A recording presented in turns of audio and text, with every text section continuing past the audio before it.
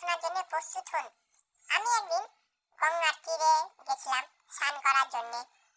তারপর দেখছি একটা তৃষ্ণার্ত কুকুর এসছে জল পান করার জন্য। তখন একটা দেখলাম আমি দূর থেকে একটা কুমিরও আসছে। সেই কুমিরটি ফারাক্কা ব্রিজ থেকে এসছে। তারপর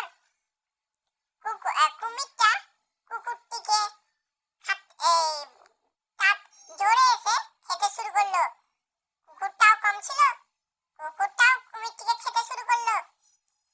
কুকুরটা বলছে তুই আমাকে খাবি, কুমিরটা বলছে তুই আমাকে খাবি। দুজন মিলে দুজনকে খেতে শুরু করলো। তারপর কিছুক্ষণ পর কুকুরের পেটে কুমির আর কুমিরের পেটে কুকুর, দুজনই অদৃশ্য। সেটা দেখে তো আমি অবাক হয়ে গেলাম। তখন আমার চোখ দুটো ভিমরি খেয়ে ছানাবড়া হয়ে গেল।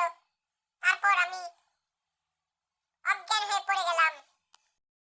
এরকম গাঁজাখুরি গল্প শোনার জন্য চ্যানেলটা সাবস্ক্রাইব করে রাখেন।